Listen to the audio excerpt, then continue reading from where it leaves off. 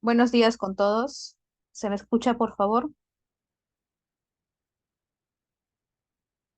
Sí, Sí, doctora, doctora, buenos buenos días. días. Buenos días. Vamos a dar inicio al conversatorio del día de hoy, así que comencemos. Doctoras, antes de eso, un momento, por favor.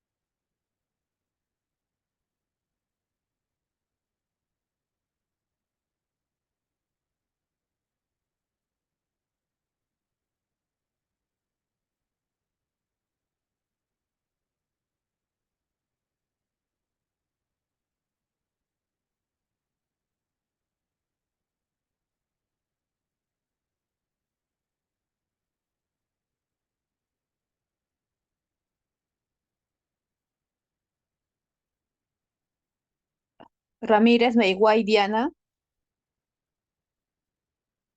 Doctora, buenos días. Buenos días, doctora. Sánchez Ramos Daniela.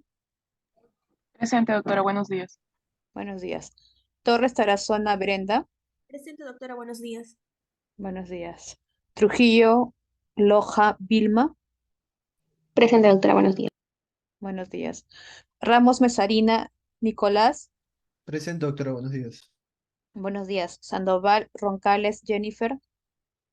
Buenos días, doctora presente.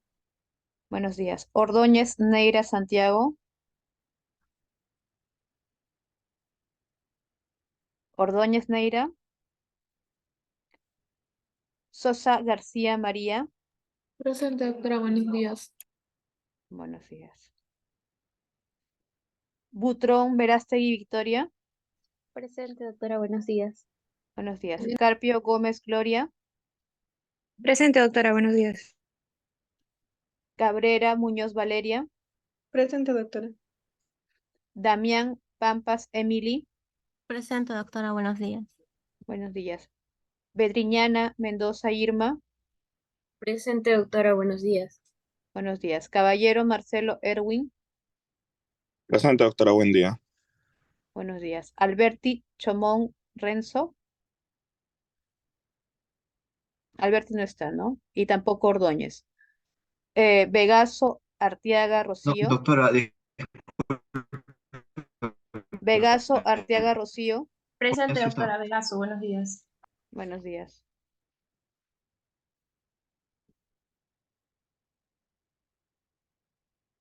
Montoro Serna Priscila. Presente, doctora, buenos días. Buenos días, doctora. Oriundo Arbizú Daniela.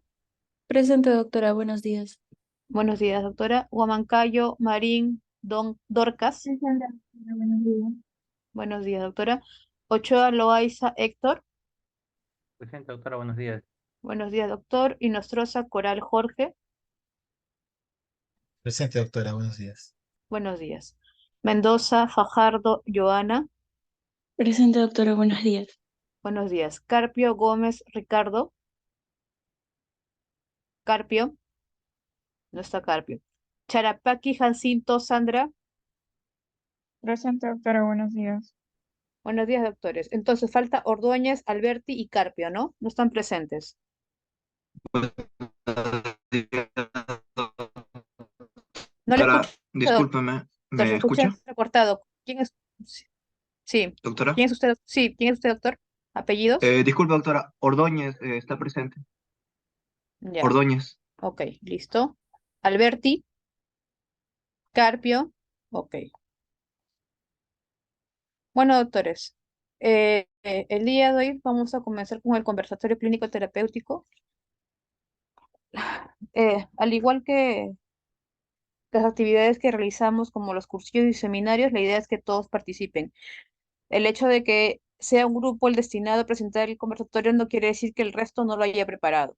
Bueno, así que vamos a ir desarrollando el conversatorio y durante su realización iré preguntando a todos los participantes, no solamente a las expositoras. ¿Ok? Listo. De eso depende la nota de todos. Muy bien, doctoras, ¿quién va a comenzar? ¿Daniela o Diana? Yo, doctora Daniela, pero nos iremos intercalando un poco para hacerlo un poco más dinámico. Listo. Cada vez que cambien de expositora, por favor avisen, ¿ya? Ah, ok, doctora. Listo, comencemos, doctora. Buenos días, doctora, buenos días, compañeros. El día de hoy, junto a mi compañera Diana Ramírez, vamos a presentar el primer conversatorio de neumología clínico-terapéutico a cargo de la docente, la doctora Kritz Yuki. Siguiente, por favor. Bueno, este es nuestro índice. Vamos a comenzar con la presentación del caso clínico. Luego presentaremos lo que son diagnósticos sindrómicos, diagnósticos presuntivos y por último los exámenes auxiliares. Primero vamos con lo que es el caso clínico. Bueno, este es un paciente varón de 57 años con un tiempo de enfermedad de 2 meses. Comienza toda su enfermedad justamente hace 2 meses con una disnea progresiva MRC2. Hace un mes comienza con una tos productiva, con una expectoración amarillenta, también un discreto empeoramiento de esta misma disnea. Y luego, un día antes del ingreso, refiere un dolor torácico de tipo punzada a nivel del hemitórax izquierdo, de aparición súbita y de intensidad 8/10. También tiene un aumento de la intensidad de la disnea que se presenta ya en reposo, por motivo por el cual ingresa al hospital. Y también se refiere que hay una pérdida de peso de aproximadamente 10 kilogramos en los últimos 2 meses.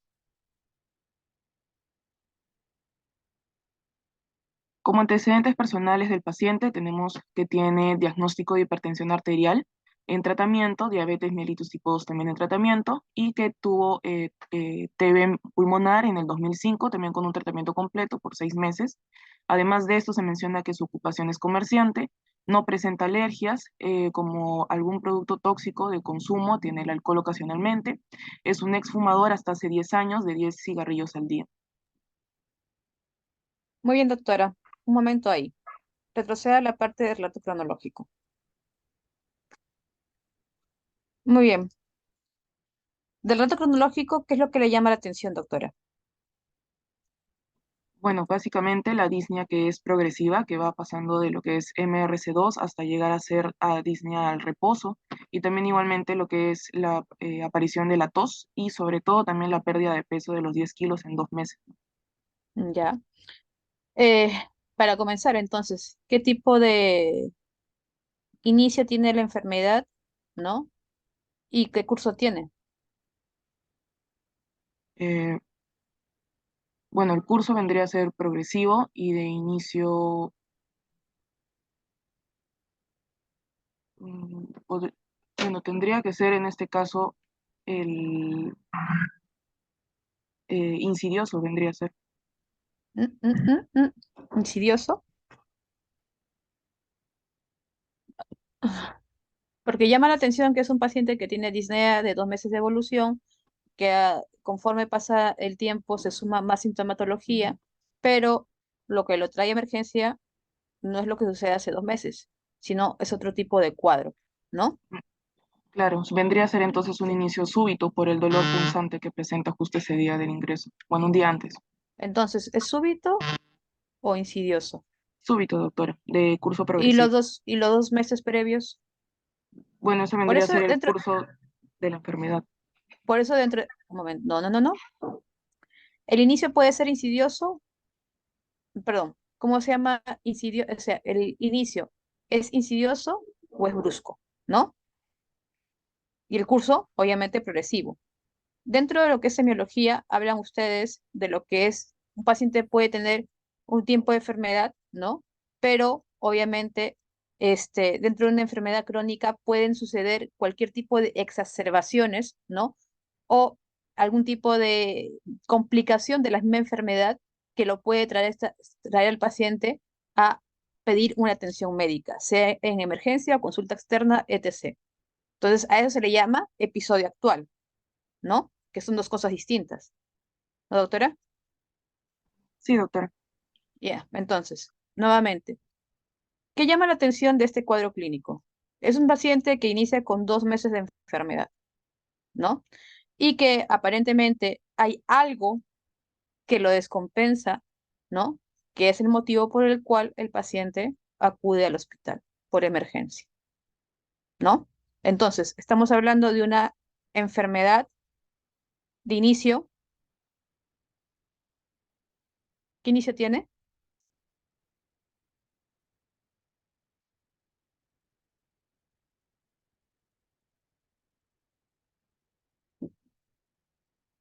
Doctora, ¿me escucha? Ah, sí, doctora, disculpe. Eh, Ya. por el tiempo de enfermedad 2 meses, todavía no podríamos decir que es crónico porque no es mayor a 3 meses.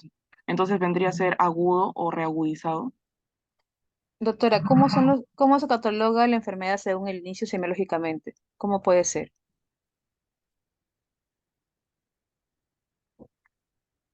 De aparición brusca o O, insidiosa. nuevamente, ¿cómo es el inicio de la enfermedad en este paciente? De inicio,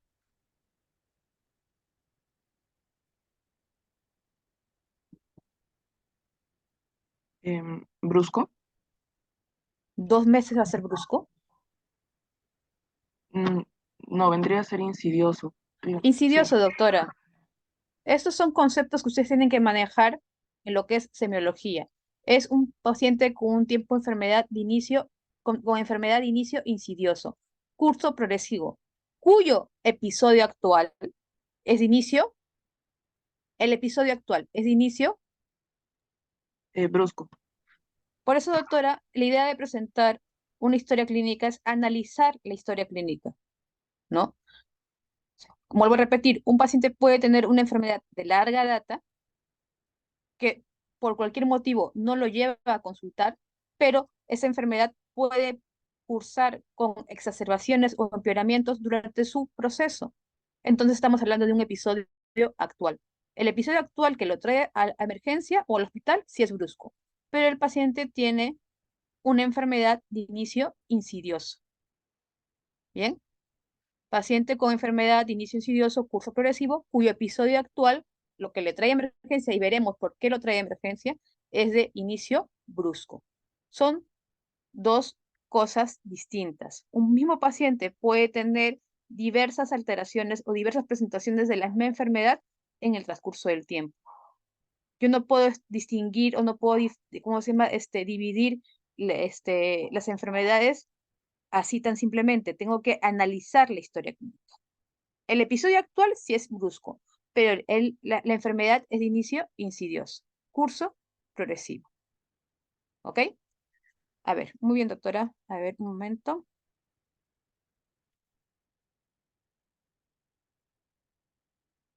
Guamancayo, Marín.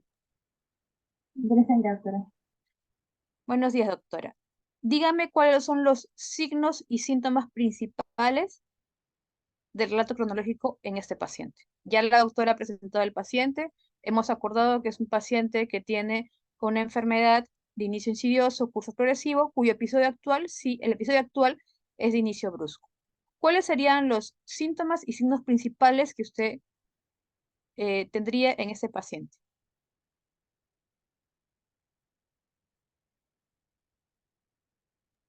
¿A Sí, ustedes dentro de los signos Ujú. estaría disnea en dolor torácico. Ya, También estaría la tos con expectoración, la tos ya, conductiva. ya, Y luego también encontramos la pérdida de peso, que es aproximadamente 10 kilos. ya. ¿Algo Eh, más?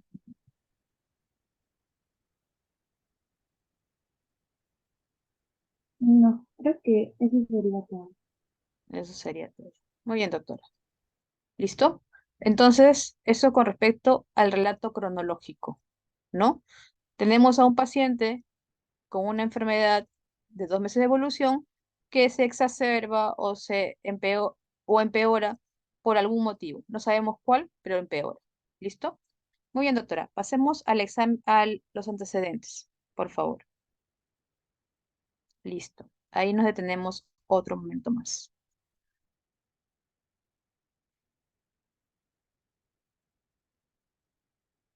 Un momento.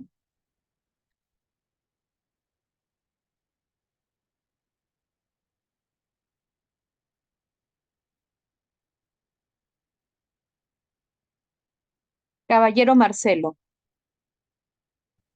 Sí, doctora. Muy bien, doctor.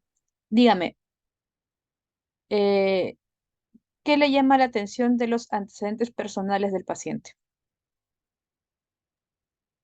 Tiene factores de riesgo, como por ejemplo la hipertensión y que sea diabético a la vez en tratamiento.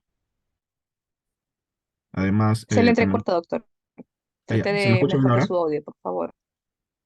¿Ahora se me Ahora se le escucha? escucha un poco mejor. Ahora se le escucha un poco mejor. Ya, disculpe, doctora. Bueno, la hipertensión, el tratamiento que tiene, la diabetes y la tuberculosis. Bueno, la TB está con tratamiento completo. En todo caso, la diabetes que está en pleno tratamiento y la hipertensión pueden ser factores de riesgos agravantes también en ese caso, ¿no? ¿Ya? Eh, la ocupación también puede, el hecho de que sea comerciante puede ser que esté expuesto de repente a contaminación, el lugar donde trabaje, donde provenga. Y bueno, con ¿Ya? respecto a los tóxicos, perdón, el detalle que ha sido exfumador hasta hace 10 años de 10 cigarrillos al día, también es otro factor que puede influir bastante en el tipo de enfermedad que tiene. ¿Ya? Posteriormente vamos a hablar por qué tipo de enfermedades podría presentar por ser exhumador, teniendo en cuenta el cuadro clínico del paciente. Porque usted lo ha mencionado como algo que le llama la atención, ¿no? Sí, O de podría ser de importancia. repente, puede ser casos de fibrosis pulmonar de repente o algún tipo de PI también a la vez. Mm. EPIT, ¿qué enfermedades intersticiales están asociadas con el consumo de tabaco?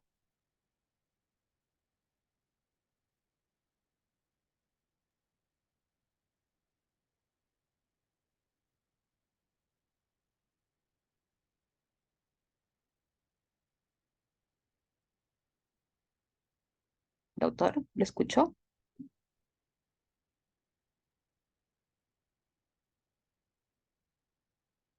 Doctor, ¿está ahí? Sí, doctora. Puede ser la misma fibrosis pulmonar que pueda padecer. Doctor, usted me ha hablado de enfermedades intersticiales que pueden estar en relación con el consumo de tabaco. No le digo que no sea, que pueda ser así. Por eso es la pregunta. ¿Qué enfermedades intersticiales conoce usted? Hay una clasificación y hay un par de ellas que están relacionadas con el consumo de tabaco específicamente. ¿Cuáles son? Ya que usted está planteando la posibilidad de que que el consumo de tabaco pueda ser un factor de riesgo para el desarrollo de una enfermedad en este paciente. Y puede ser una neumonía intersticial, doctora. ¿Neumonía intersticial de qué tipo, doctor? Eh, bueno, por la cantidad de... Bueno, si recién lo está desarrollando, puede ser una aguda. La neumonía intersticial aguda, doctor, no está relacionada con el consumo de tabaco.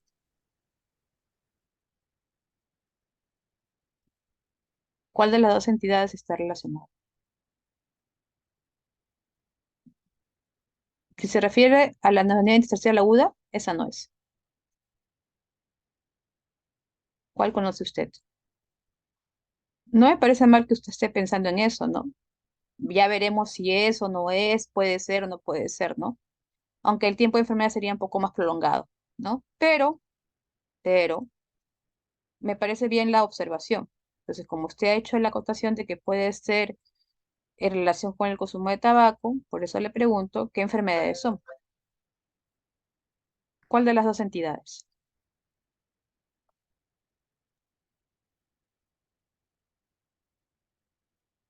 Mm, Doctor, hay una bronquiolitis.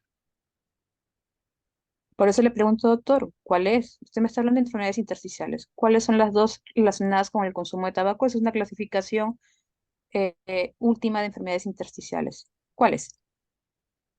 Mm, yo diría una bronquiolitis respiratoria. Esa es la que es asociada a la enfermedad intersticial. Ya lo pudo leer? ¿Ya lo buscó? Dígame cuáles son. Son dos. Mm,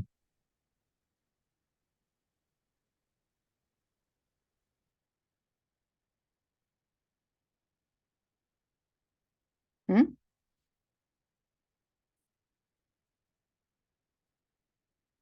Tenemos a la bronquiolitis obliterante relacionadas con enfermedades intersticiales. Una. ¿Y la otra? la neumonía intersticial descamativa. Ya lo pudo buscar en internet, ¿no? Entonces, son dos entidades que están relacionadas eh, con el consumo de tabaco dentro de las enfermedades intersticiales. Entonces, si ustedes revisan internet, ¿no? Y revisan las guías, está la neumonía intersticial descamativa y la bronquiolitis obliterante en relación o secundaria a enfermedades intersticiales. Son dos. Hay algunos autores que hablan de que la fibrosis pulmonar idiopática también podría ser o tener como factor de riesgo el consumo de tabaco, pero principalmente son esas dos. ¿Ok? Muy bien, doctor. Listo. Muy bien, doctora Daniela, continuemos, por favor. O sigue Diana. Ah, no, doctora, todavía yo. Ya. Continúe, doctora. Siguiente diapositiva, por favor. Bueno, dentro del examen físico tenemos que es un paciente en AREG, que es aparente regular estado, y el OTEP, que es Aparente regular estado, ¿qué, doctor? Doctora. general. Paciente en aparente regular estado. General. General. Ok, listo. En LOTEP es el lúcido, orientado en tiempo, espacio, persona. También se encuentra quejumbroso y adelgazado. En cuanto a los signos vitales, tenemos que la presión arterial se encuentra en 132/78 milímetros de mercurio, frecuencia cardíaca de 120 por minuto, frecuencia respiratoria de 30 por minuto y saturación de oxígeno en 88% con un FIO de 21%. En cuanto al aparato respiratorio, tenemos que a la auscultación tenemos un murmullo vesicular abolido a nivel de 2 tercios inferiores del hemitórax izquierdo. También tenemos un murmullo vesicular disminuido en el tercio superior del hemitórax izquierdo, pero con presencia de los crepitantes. Y el murmullo vesicular en el hemitórax derecho se encuentra conservado, teniendo el resto del examen físico sin hallazgos de interés. Ya. Muy bien, ahí vamos, doctora. Todavía no. Ahí. Listo. Un momento. Ahora le pregunto a usted, doctora, un momento.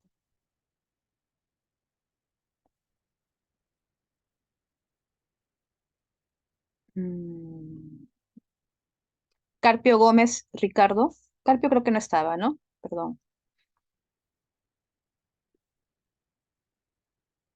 A ver. Sí,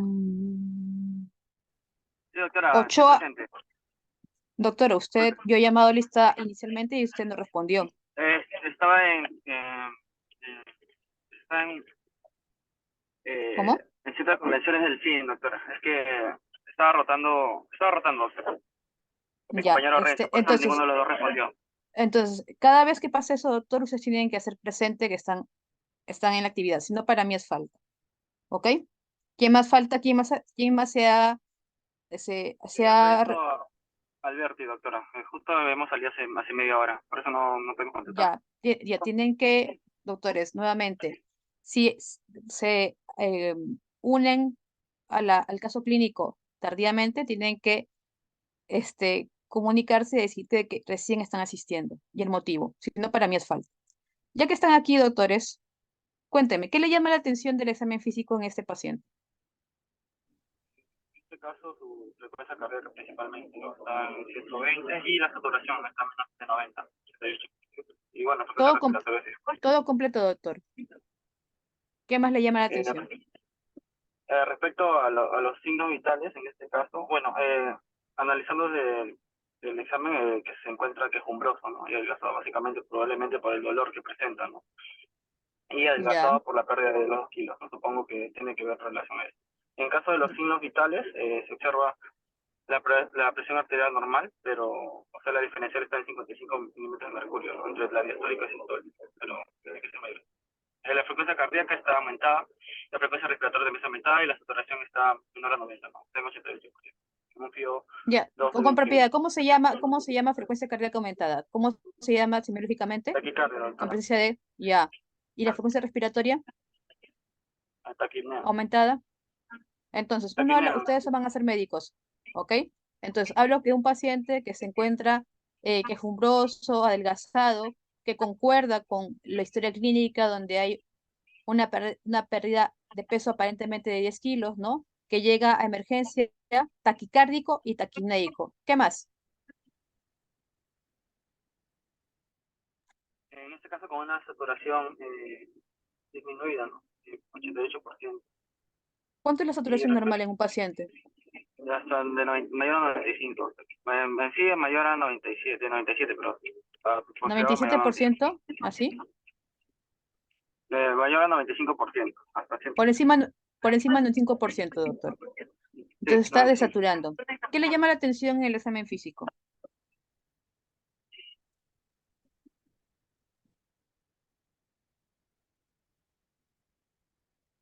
Respecto al aparato respiratorio, uno lo menciona, por respecto a signos vitales. ¿Cómo? Examen físico, Basándonos doctor. solo en... Ya hemos terminado la parte de funciones vitales y ahora vamos al examen físico que está concretado en el aparato respiratorio. Ok. Entonces, el murmullo vesicular abolido a nivel de 2 tercios inferior del tórax izquierdo, ¿no? Justo ahí presentaba el dolor del paciente. En la historia clínica manifiesta que siente dolor, ¿no? Hipopunzada en el tórax izquierdo. Se corrobora con el murmullo vesicular abolido y el murmullo disminuido en el tercio superior y el tórax izquierdo, en crépitos. murmullo a nivel del emitor derecho está normal. Entonces el problema sería en el emitor izquierdo, murmullo vesicular abolido en los tercios inferiores y en el superior se encuentra disminuido con presencia de crepitantes. Bueno, me llevaría a sospechar de que abolido podría ser en este caso por en este caso un derrame pleural. Eso es lo que me llama la atención, o sea que no está normal. Bueno, es más que obvio que no está normal, si no, no iría a emergencia el Ajá. paciente, ¿no? Sí, y es Por eso, unilateral, o sea, no es algo sistémico, porque como es unilateral, o sea, porque no está, si fuera de origen, o sea, origen cardíaco o se en ambos, se observaría en ambos pulmones, ¿no? Pero en este caso solo es a nivel de así, un emitor. siempre es así. Eh, Mayormente, ¿no? O sea, si Ah, es en su origen mayoría, cardíaco, lo que sea en su mayoría no quiere decir que lo pueda descartar, ¿no? no, pero lo tomaría como segunda opción, no como principal. O sea, eso la sospecha es menor, Pero a eso me refiero. doctor, por eso es que se lee lo que es el relato cronológico, antecedentes y el examen físico. ¿Por qué piensa que puede ser un derrame? Eh, Teniendo en por, cuenta el relato cronológico y los hallazgos en el examen físico del paciente. Relato cronológico y hallazgos físicos en el paciente. Ya, hallazgos físicos, murmullo vesicular abolido, básicamente, eso se observa. O sea, no hay presencia Doctor, de murmullo escuche, creo que no vesicular. entendió la pregunta. Usted ha escuchado el relato cronológico que hemos discutido hace unos minutos, ¿no?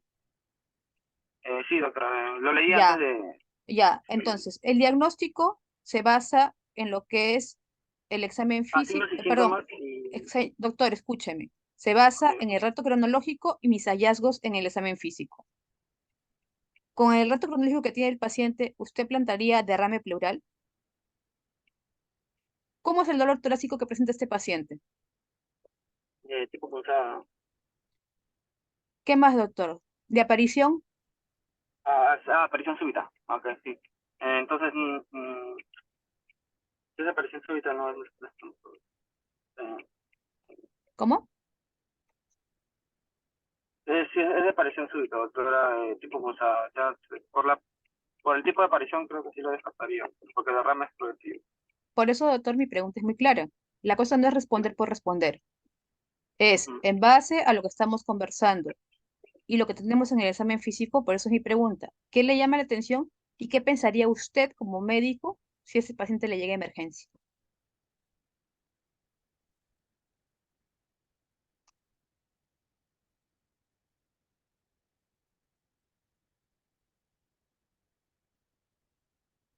Eh, Ha tenido una infección, probablemente. O sea, para que sea súbito debe aparecer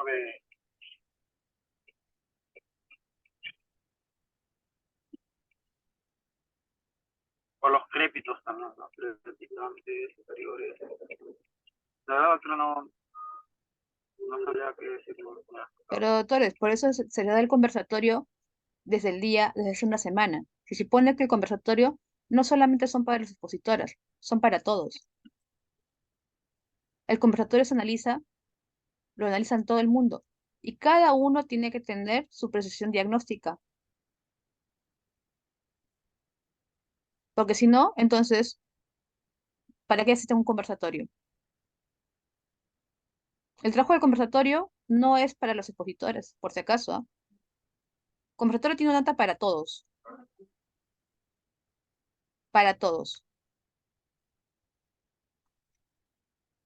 Su compañero Alberti, Sí, doctora. doctor, la misma pregunta. ¿Qué le llama la atención del examen físico del paciente y qué pensaría usted si este paciente le llega a emergencia? ¿Qué diagnósticos pensaría? Sí, doctora. Con respecto, lo que más llama la atención es el episodio que ha sido de manera brusca y podemos inferir que se relaciona íntimamente con las presentaciones del aparato respiratorio más que todo, que son el murmullo abolido, murmullo vesicular abolido en ambos hemitórax, pero a predominio izquierdo ¿En ambos hemisferios? No, Y doctor, discúlpeme. Ahí el digo, en examen el mitórax físico, izquierdo, disculpe. ¿ya? Y al decir que, o sea, a la manera de presentación del episodio actual brusco podría, junto con los signos vitales que son de una taquicardia, taquipnea y está desaturando el paciente, podría ser tal vez algo relacionado, algún planteo, una posible embolia pulmonar tal vez, ya que es, sé que una embolia pulmonar tiene una presentación brusca. Y como el paciente ya tiene factores predisponentes, como son la hipertensión, entonces ese podría ser mi, mi aporte. Doctor, vamos a comenzar una cosa. Usted se ha llevado semiología, ¿no? Listo. Sí, doctor, ¿no? Sí, doctora. Ya, listo. El diagnóstico se basa en el relato cronológico y hallazgos del paciente. En un TEP, tú escuchas o percibes el mullo vesicular abolido.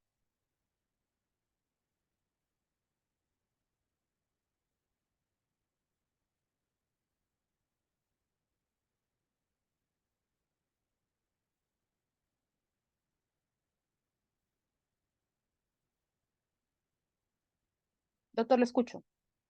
Disculpe, doctora, se salió un momento. ¿Podría repetir? Doctor, es muy sencillo. El mullo vesicular está abolido en un TEP. El murmullo vesicular se ve disminuido más que todo cuando hay una consolidación. Doctor, mi pregunta es muy sencilla. ¿El murmullo vesicular está abolido en un TEP?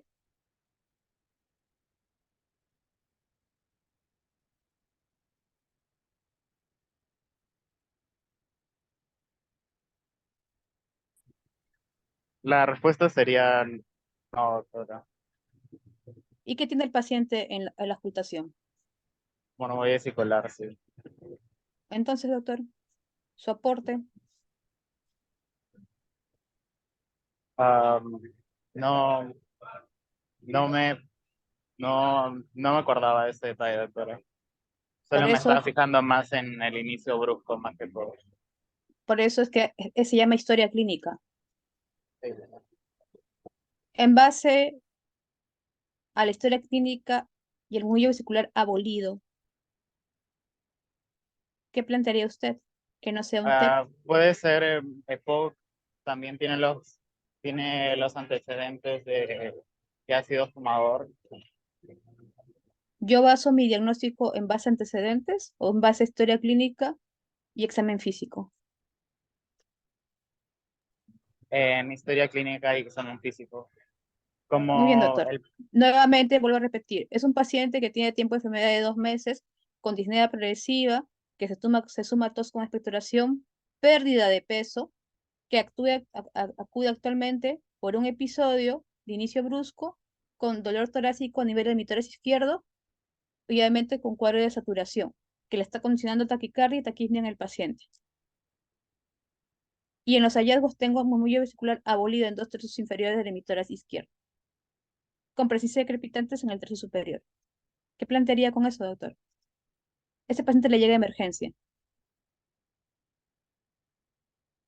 una posible neumonía, un cuadro infeccioso, pero el paciente no refiere fiebre ni sensación de asa térmica. Así Todos los que, pacientes te hacen fiebre, sensación de alta térmica, no, pero es lo más común en lo que se vería en y que invierno. sea lo más común quiere decir que se descarta. No. Y el murmullo vesicular abolido es todo en conjunto. La idea de esto, doctores, es hacer unidad clínica. ¿Y tu murmullo vesicular abolido dónde queda?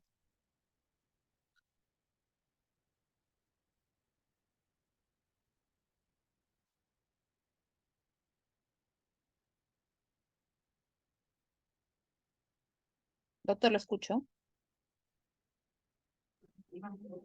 ¿Dónde queda? La pregunta era ¿dónde queda el murmullo vesicular? Abolido, claro. dentro de su diagnóstico. En enfermedades, se ve abolido en enfermedades obstructivas, por ejemplo, donde hay ¿Abolida consolidación. enfermedades obstructivas? ¿Cómo es eso? A ver, ¿qué enfermedades obstructivas que dan consolidación dan murmullo vesicular abolido?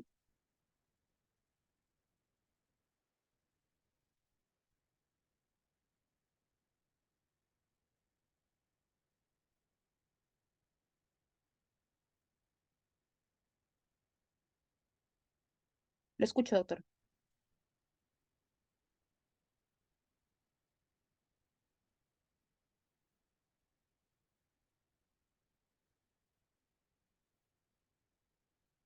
Doctor, ¿se le entrecortó otra vez o no me escucha? Disculpe, doctora, enfermedades obstructivas. Puede ser Us- tal vez, disculpe. No sé, usted me está hablando de enfermedades obstructivas consolidativas, no sé qué cosa quiere decir con eso, que le pueden dar murmullo vesicular abolido. Quiero algunos ejemplos. Una enfermedad donde pueda haber murmullo vesicular abolido puede ser enfisema. ¿Enfisema? ¿Así? No, doctor. ¿Quiere decir que todos los pacientes con EPOC tienen el murmullo vesicular abolido? ¿O que tienen enfisema?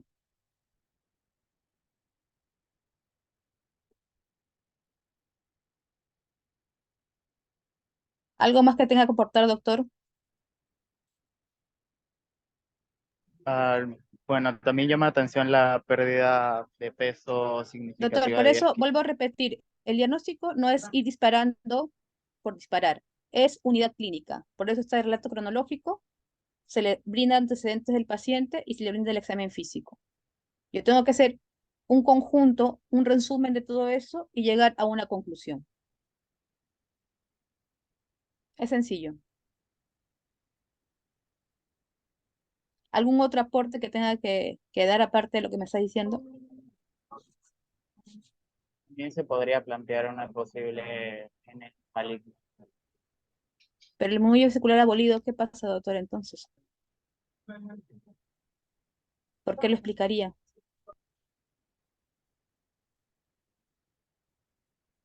Ok. Nuevamente, doctores, vuelvo a repetir. La idea de los conversatorios es de que todo el mundo lo prepare para evitar justo lo que estamos observando. Porque la idea es que ustedes hagan ejercicio clínico.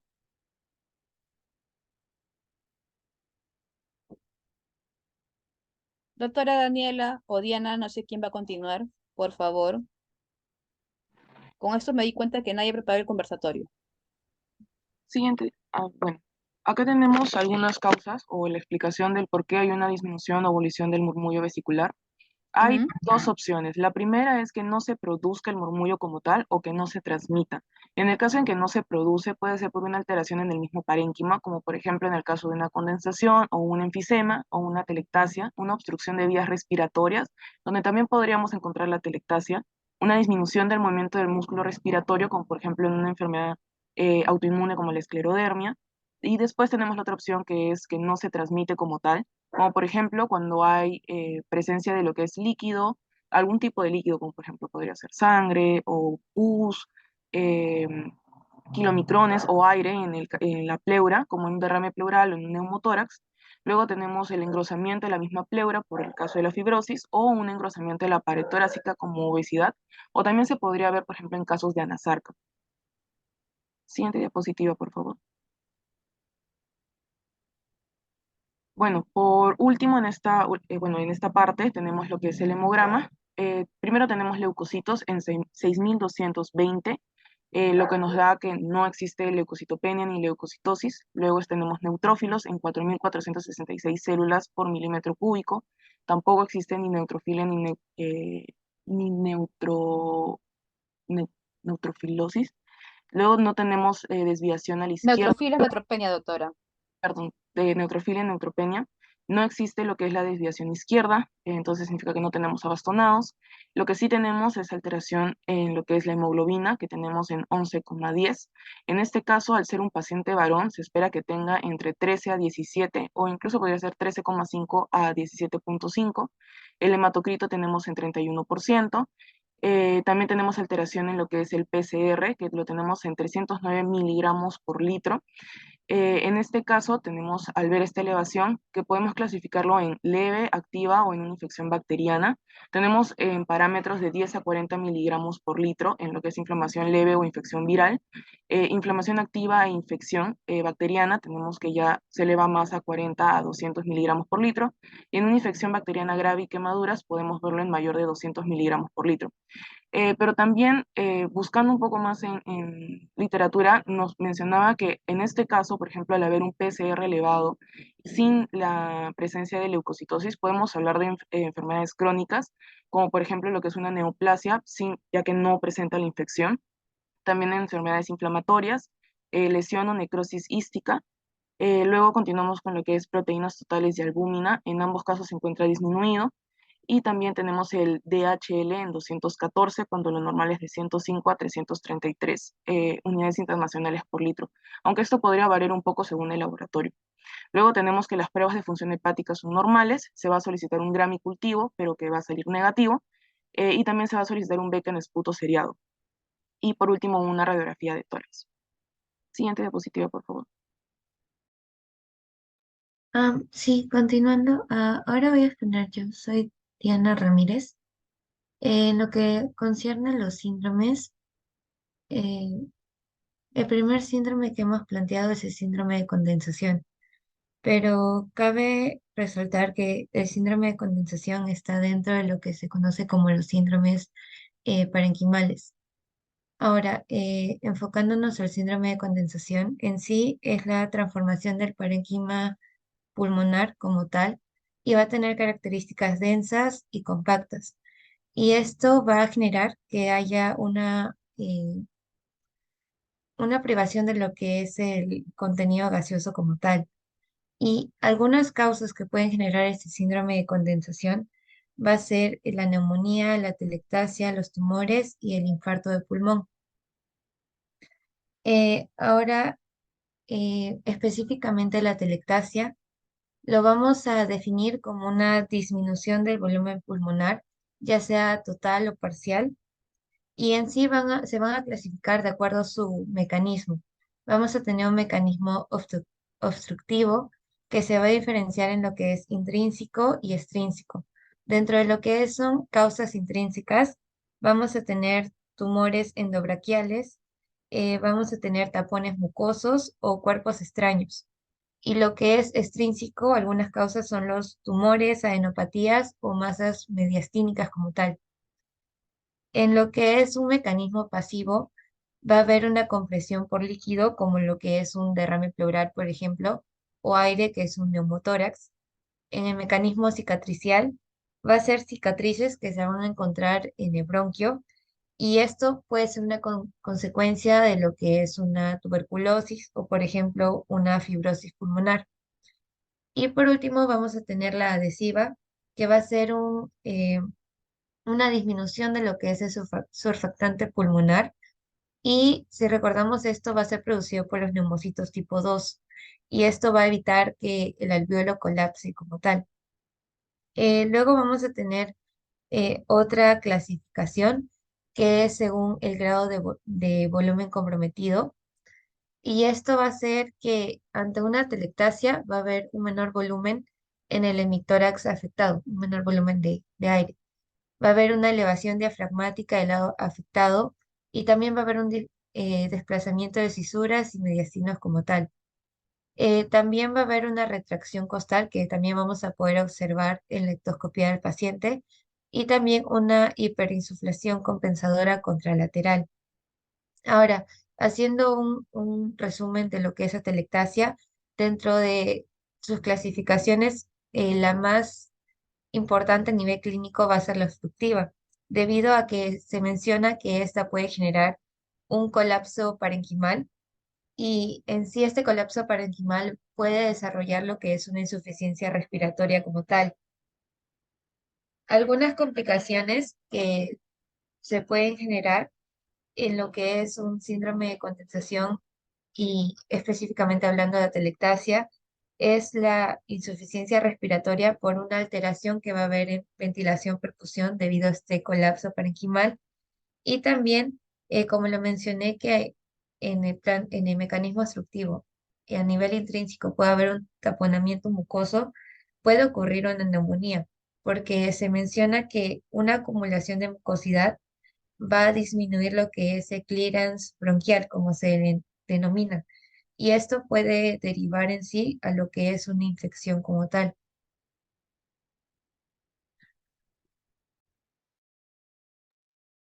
Bueno, continuaremos con el síndrome pleurítico. Ahora voy a volver a exponer yo. Bueno, básicamente el síndrome pleurítico va a ser la acumulación de líquido en la pleura. Como primera causa vamos a tener el neumotórax o también podría ser debido a un derrame pleural. En el caso del neumotórax vamos a tener que va a disminuir lo que es la capacidad vital y también la gradiente. Doctora, tengas ahí. Síndrome pleurítico, el de motoras, es la presencia de líquido en la cavidad pleural. Ah, no, doctora, síndrome pleurítico como tal, en general, podría ser debido a la acumulación, eh, bueno, claro, tanto de, perdón, de líquido como de aire, ¿no? En este caso, perteneciente a lo de aire vendría a ser el neumotórax. Ya, ok. Disculpe, sí. Bueno, como tal, el neumotórax va a ser la disminución de la capacidad vital y de la gradiente alveolo arterial. Va a haber lo que es la hipoxemia, pero más que todo va a estar relacionado por la falta, perdón, por la disminución de la relación en lo que es la ventilación-perfusión. Y según la severidad de este va a ser la magnitud, más que todo relacionado a lo que es la clínica, ya que si encontramos que es pequeño, va a haber un dolor pleurítico que va a incrementar más que todo a la inspiración o en la tos, pero si ya es de mediano tamaño, va a presentar lo que es disnea, dolor y la disminución de vibraciones vocales y también del murmullo vesicular. En cuanto a la etiología del neumotórax, tenemos que puede ser espontáneo o traumático, siendo el espontáneo dividido en primario o en secundario. En este caso, el primario puede ser por una ruptura de bula congénita, y luego tenemos el secundario, que puede ser por la presencia de una enfermedad subyacente, como por ejemplo tenemos la enfermedad pulmonar obstructiva crónica, fibrosis quística, bronquiectasias, estado de mal asmático, y también tenemos que recalcar que ha habido estudios donde se ha hecho a través de tomografías donde se ven que la gran mayoría de estos neumotórax, alrededor del 89%, es debido a la ruptura de una bula. Siguiente diapositiva, por favor.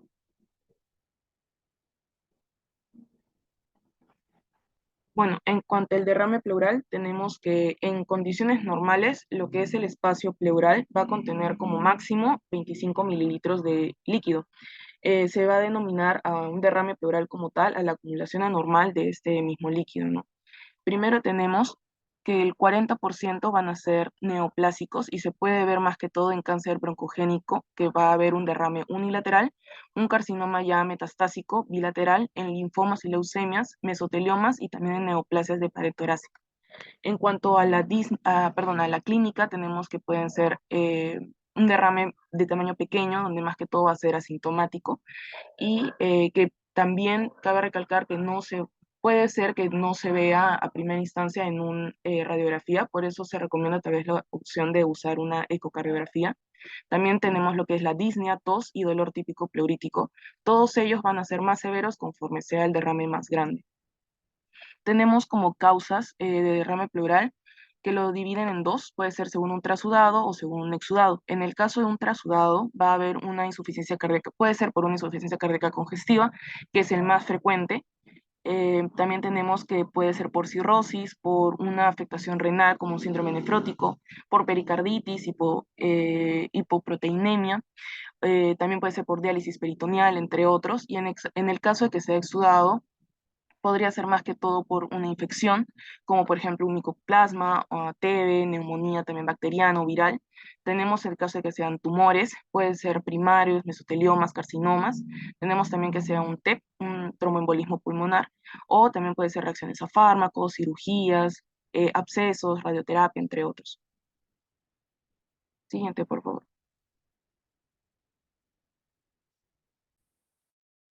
Sí, continuando, ahora vamos a hablar del síndrome paraneoplásico, En sí, ante un síndrome paraneoplásico, vamos a considerarlo, Doctoras, las detengo ahí sí. un momento. Me están hablando de muchos síndromes. En conclusión, ¿qué síndromes es lo que plantea en este paciente? ¿Cuáles son sus diagnósticos sindrómicos? Estamos el síndrome paraneoplásico, el síndrome anémico, el síndrome constitucional, constitucional, el síndrome pleurítico y el síndrome de condensación. Ya, dentro del síndrome de condensación, ¿qué están planteando ustedes? La telectasia, doctora. Atelectasia. ¿Y dentro del síndrome pleurítico? Ah, perdón, disculpe, doctora. Dentro de la condensación en primer lugar, es la atelectasia debido a un tumor y en pleurítico estamos planteando lo que es el derrame pleural.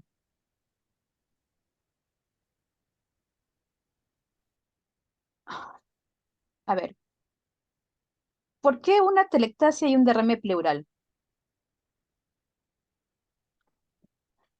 Am, bueno, nosotras consideramos que la atelectasia se debe a una masa que es lo que está generando la abolición del murmullo vesicular, ¿Y el derrame porque pleural? el derrame pleural es producto a la neoplasia que se encuentra. Por ello que está disminuido y también abolido, porque todo el hemitórax derecho está comprometido. Es el izquierdo, doctora, no el derecho. Perdón, izquierdo. Ujú. Pero no entiendo. ¿Cómo ver atelectasia y derrame pleural?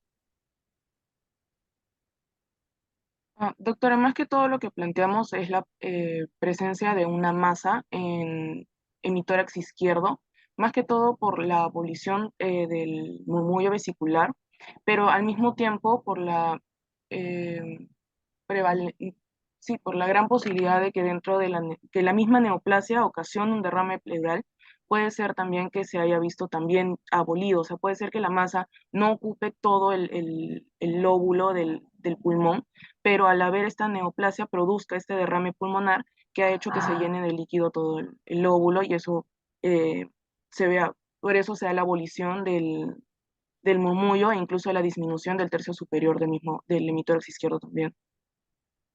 ¿Y eso qué tiene que ver con que tenga atelectasia y derrame pleural al mismo tiempo? No comprendo eso. Ustedes me están diciendo que plantean atelectasia y derrame pleural por la abolición del murmullo, ¿no? Doctoras, ¿No? Sí, nuevamente, volvamos al relato cronológico. Esto es semiología, por Dios.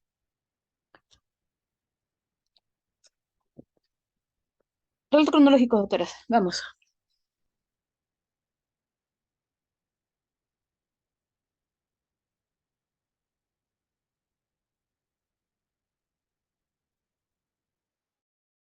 Por eso es importante analizar. Tenemos un paciente, varón de 57 años, con tiempo de enfermedad 2 meses, caracterizado por disnea progresiva, tos productiva un mes antes, con empeoramiento de su disnea, y que ingresa con un episodio actual nuevamente, actual, súbito, de dolor torácico, tipo punzada, de aparición súbita, ¿no? Que produce aumento de su disnea y por tal motivo acude a emergencia. Súbito, nuevamente. Dentro de los síndromes pleuríticos, el derrame pleural es de inicio súbito, doctoras. No, doctora. Si estoy hablando de un inicio súbito, brusco, con evolución del murmullo, dolor torácico, súbito, ¿qué plantearía dentro de los síndromes pleurales, doctora?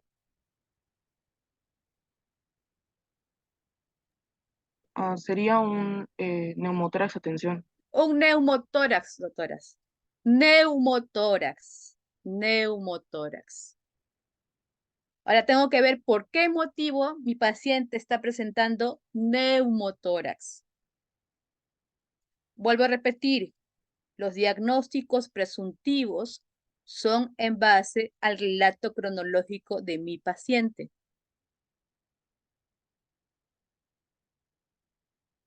Un derrame pleural no es de aparición súbita.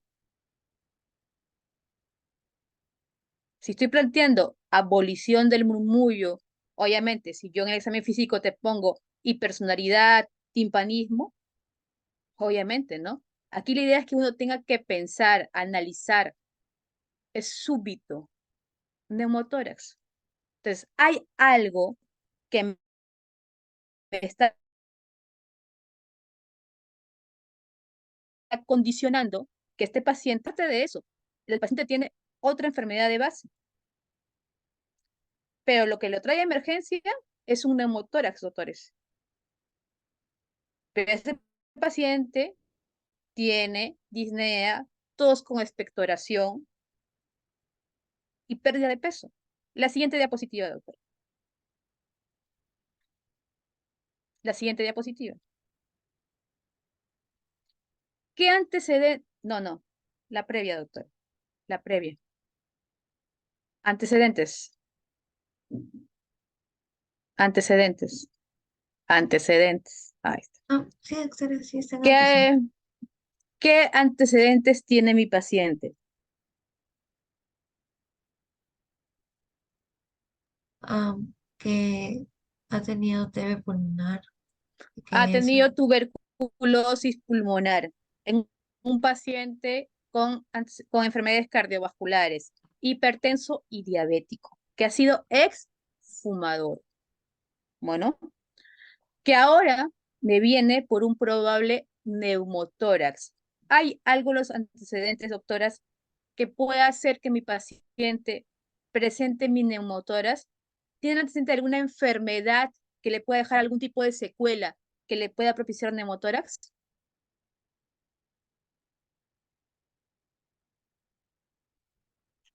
Doctoras, Sí, doctora, la tuberculosis.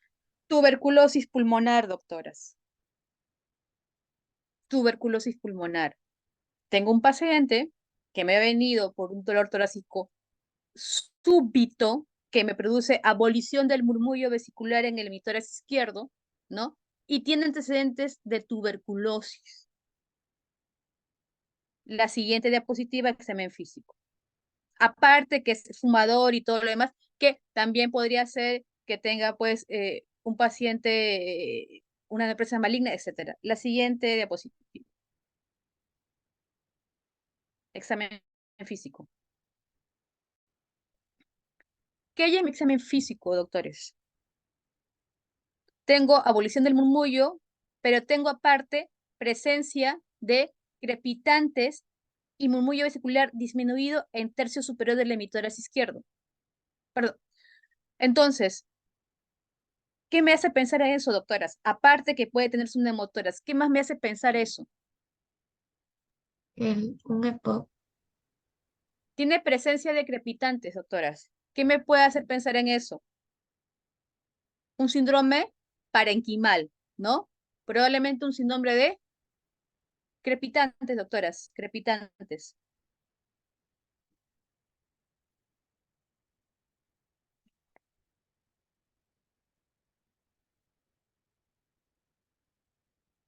Doctoras, ¿me escuchan? Doctora, disculpe, le escucho muy entrecortada.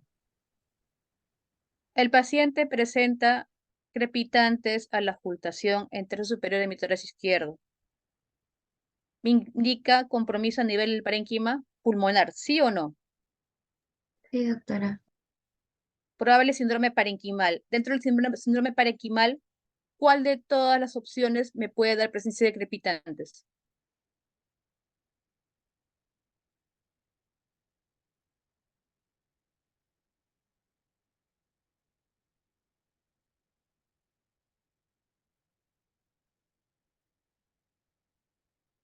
Doctoras,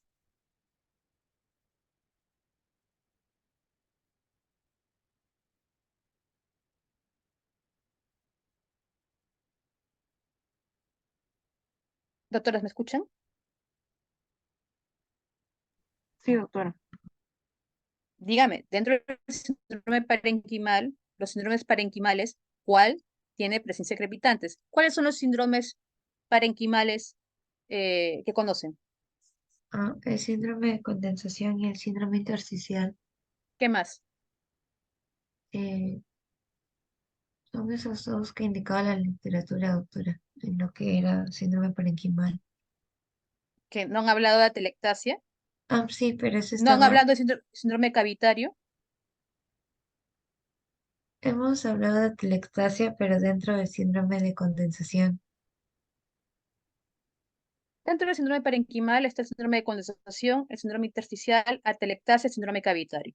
Bueno, entonces, en ese paciente, tienes un paciente que tiene un tiempo de enfermedad de 2 meses, con tos y expectoración, que ahora viene por un evento súbito, que puede ser un síndrome pleurítico o un neumotórax, que a su vez escuchas que tiene presencia de crepitantes, ¿no? En tercio superior de mi tórax izquierdo. Obviamente tiene un problema, un síndrome parenquimal, probablemente un síndrome de condensación. Me tengo que comenzar a pensar qué me puede estar dando eso. El paciente tiene una enfermedad de base que aparte ha condicionado la presencia de un neumotórax. Entonces, tengo que ver un tiempo de enfermedad, antecedentes y el examen físico. Este paciente ha tenido tuberculosis y es exfumador. Está claro que aquí este paciente viene por emergencia por un neumotórax. Ahora me tengo que echar a buscar qué le está condicionando el neumotórax, ¿no? Dígame, doctoras, ¿no es posible o factible que este paciente tenga recaída de su tuberculosis? Sí, doctora.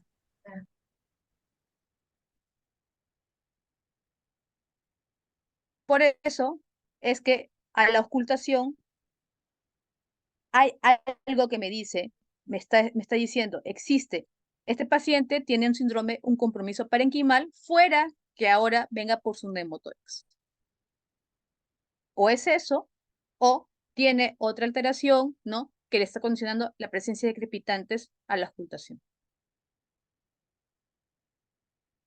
En conclusión, en esta paciente pueden plantear un síndrome de condensación y un síndrome pleurítico. Dentro de los síndromes pleuríticos, lo que vas a establecer es un neumotórax. Porque el dolor o la clínica que presenta el paciente y lo trae de emergencia es súbito. Un DRM pleural no te da, no es de un inicio súbito. Sí, los neumotórax. Y el paciente tiene antecedentes que justifican ese neumotórax.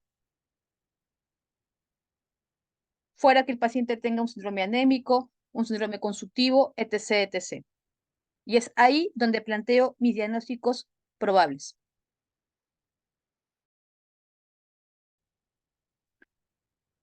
¿Qué plan de trabajo plantea con este paciente, doctores?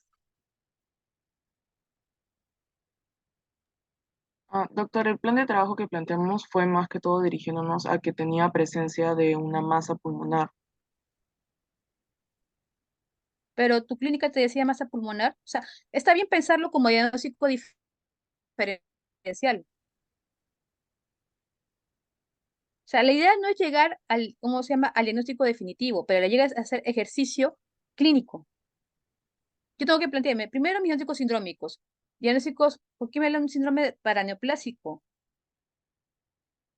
Debido a la baja de peso, doctora, y también porque en los exámenes el paciente solo tenía PCR, no tenía PCR y anemia, no tenía otra alteración. ¿Pero qué tiene que ver con el síndrome paraneoplásico? Porque tenía el adelgazamiento, la baja de peso, tenía también la anemia que Eso se cumplía llama con... síndrome consultivo.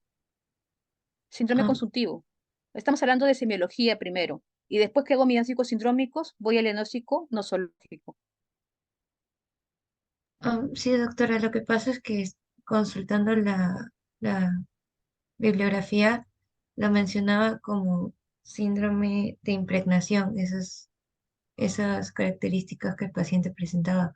Por eso planteamos lo que es la tumoración.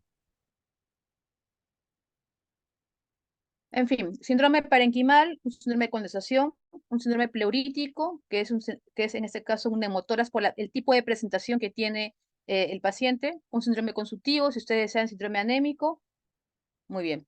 Y en base a eso, voy con mis diagnósticos sindrómicos. Entonces, tengo que plantear primero neumotórax. ¿Qué tipo de neumotórax ha presentado este paciente o presenta este paciente? Un neumotórax, atención, doctora, por la presencia del dolor súbito. Yo diagnostico neumotórax de atención por el dolor súbito. ¿Cómo se clasifica un neumotórax?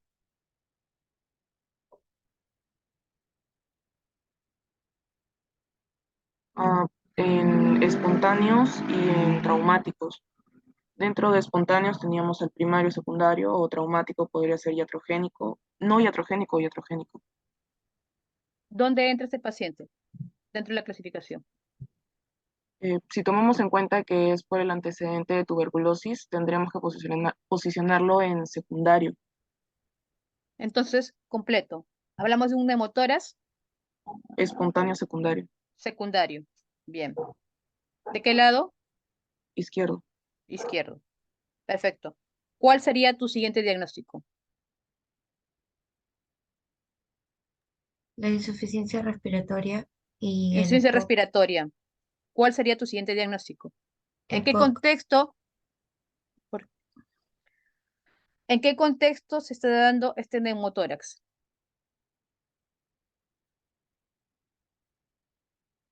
¿Qué estás planteando? Tu paciente tiene 2 meses de enfermedad, con tos productiva, expectoración, pérdida de peso.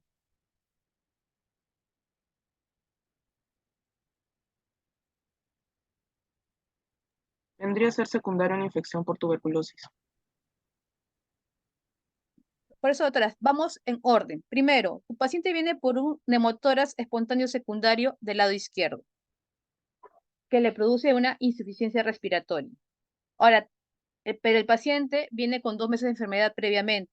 Tengo que plantear, si es de causa infecciosa y con antecedente de tuberculosis, TBC pulmonar probable, recaída. Y en base a eso pido o hago mi plan de trabajo. ¿Qué otro diagnóstico puedo plantear aparte de la tuberculosis? Podría ser también el EPOC, ya que el paciente es fumador, ha sido fumador por alrededor de, bueno, Eso va a dice ser que 3 eso años. va a ser tu último, lo que condiciona el cuadro clínico del paciente actualmente.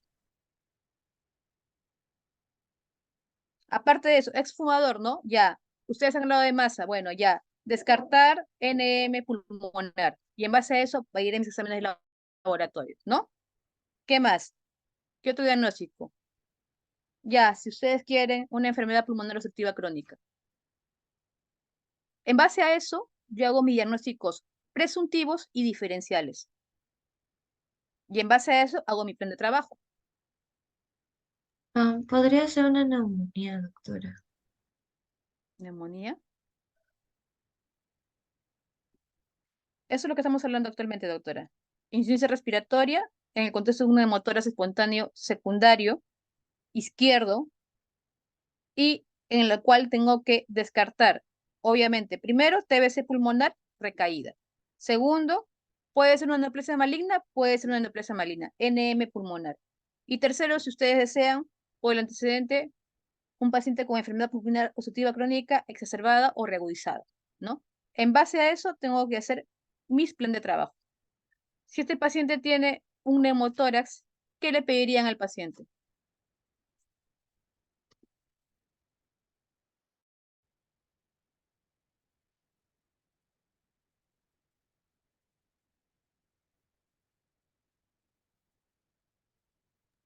Una radiografía para poder observar el tórax. Una placa de tórax, ¿qué más pedirían?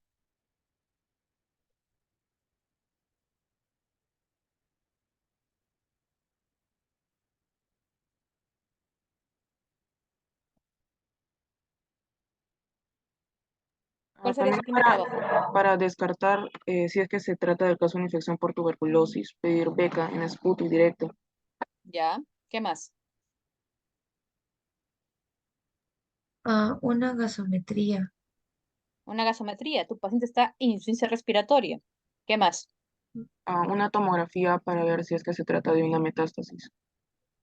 Metástasis. NM, perdón, NM.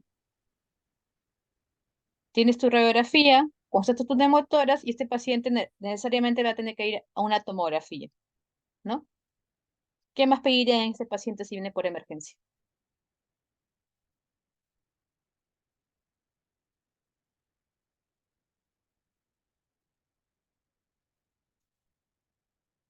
Un hemograma. El plan de trabajo habitual, hemograma, es un paciente diabético, ¿no? Lo que ya hemos visto. No les he enseñado, no les he presentado los exámenes auxiliares, hemograma, glucosa, urea creatinina, PCR que se encuentra incrementada, ¿no? Obviamente, si esto es suficiente en una arcadia de tuberculosis, becan esputo, seriado. Si es un paciente para confirmar el diagnóstico de neumotoras, una radiografía, y necesariamente vamos a tener que ir a una tomografía porque es un paciente que presenta un neumotórax espontáneo secundario, ¿no? Y también estoy planteando la posibilidad de una neoplasia maligna. ¿Ok? Dejen de compartir, por favor, que voy a compartir las imágenes.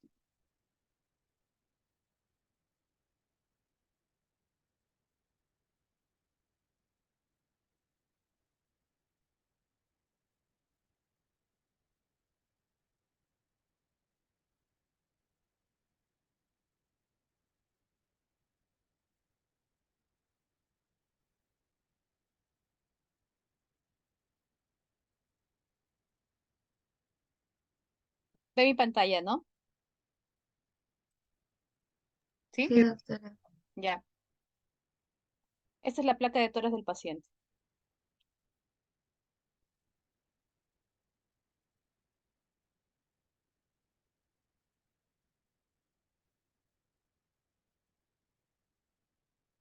Inostrosa.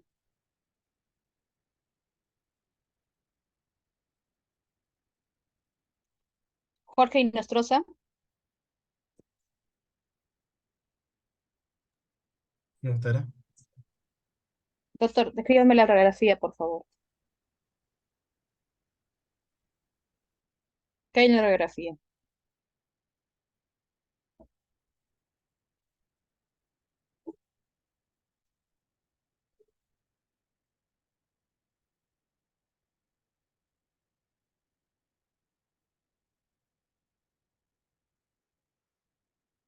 Doctor, lo escucho.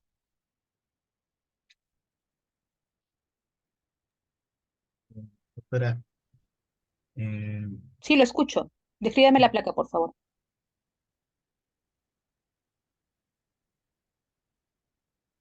doctora, veo un desplazamiento de la tráquea hacia, hacia el lado derecho. ¿Ya? ¿Qué más? Veo que se desplaza hacia el lado derecho. Veo que el emitórax izquierdo encuentra, tiene un aspecto más radiolúcido, ¿En qué parte del emisoras izquierdo? sobre todo los dos tercios inferiores. ¿Se refiere a esto? Sí, doctora, más o menos toda esa zona. ¿Ya?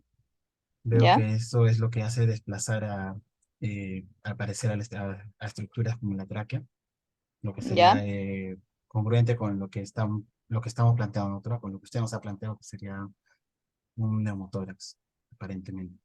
Atención. Aparentemente no. Es una motora, doctor. Entonces, en la radiografía de este paciente tenemos una imagen radiolúcida o radiotransparente, como ustedes quieren decir, donde se ve la separación de lo que es la pleura visceral de la pleura parietal, ¿no? Que es la presencia de un neumotórax. En este caso, un neumotórax total, ¿bien? Porque la separación incluye la totalidad del parénquima pulmonar del emitórax izquierdo, que produce un desplazamiento del mediastino, no solamente de la tráquea, sino también del resto de las estructuras hacia el lado contralateral. Actualmente, antes se denominaba neumotórax de tensión cuando se veía imágenes en las cuales se veía el neumotórax que comprometía todo un emitórax, sea derecho o izquierdo, con la presencia de un muñón, ¿bien? Que correspondía al parénquima pulmonar colapsado. Pero actualmente hablamos de neumotórax, atención, cuando el neumotórax produce repercusión hemodinámica en el paciente. Eso quiere decir, o bien alteraciones en el patrón ventilatorio, ¿no? O alteraciones en lo que es la parte hemodinámica. ¿Bien? Entonces, esto fue el hallazgo del paciente, un neumotórax total del hemitórax izquierdo, un neumotórax espontáneo secundario izquierdo. Se le hace una tomografía, obviamente por el colapso de las estructuras no podía visualizarse adecuadamente el parénquima pulmonar izquierdo en el lóbulo superior, ¿no? Se le hace la tomografía donde se confirma la presencia, es una tomografía ventana parenquimal, corte axial, donde se ve pues la presencia de un neumotórax izquierdo, ¿no? Vemos una lesión hipodensa, ¿no? Que comprime, ¿no? O colapsa parte del parénquima pulmonar izquierdo. Bueno, a este paciente, obviamente, como había compromiso, le producía falla respiratoria, estaba taquicárdico, taquipneico, pulmón neumotórax, se precisó, obviamente, el drenaje torácico del hemitórax izquierdo. Bueno, se le colocó tubo de drenaje. En ese momento se volvió a repetir las pruebas de imágenes en el paciente, donde se constató la presencia de una lesión consolidativa o consolidación en lóbulo superior izquierdo, ¿no? Compatible con hallazgos sugestivos de tuberculosis. A este paciente se le pide los BKC sin apreciarse en la tomografía otro tipo de lesión como masas, tumores, ni nada. Solamente se veía esa lesión consolidativa que impresionaba de nuevo actividad específica. A este paciente se le pide el BK en esputo seriado y el segundo BK sale positivo 2 cruces. Bueno, entonces, vuelvo a repetir, los diagnósticos en un paciente, el plan de trabajo en un paciente, depende de lo que yo como médico pregunte, examine. Porque si no, no voy a saber qué pedir y tampoco voy a saber qué hacer con el paciente.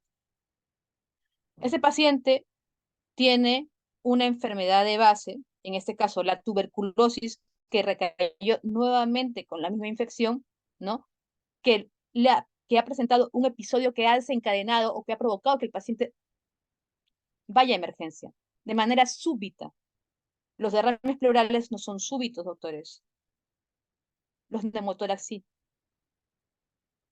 Y en el caso de este paciente, tenía recaída de la tuberculosis.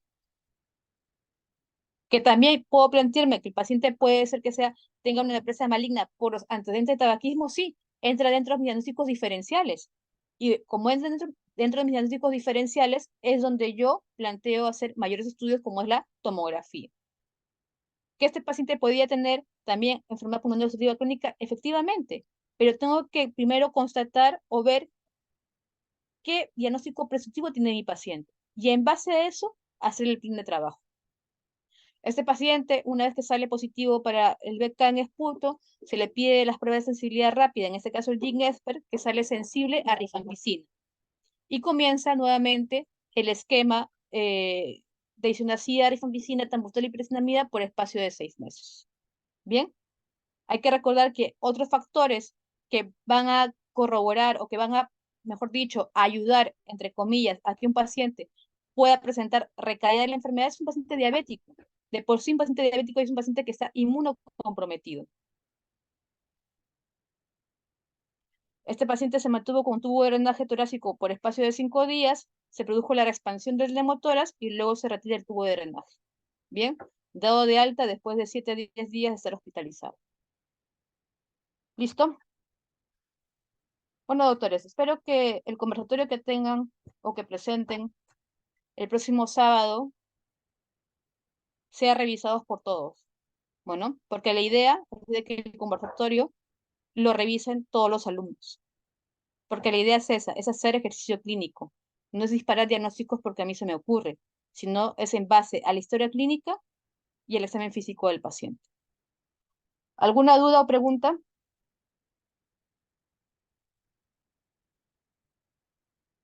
Ninguna, ¿no? Bueno, como no hay dudas y preguntas, doctores, doy por concluido el conversatorio del día de hoy. ¿Bien? Nos vemos el próximo sábado. Muchas gracias, doctora. Gracias, doctora. Hasta luego.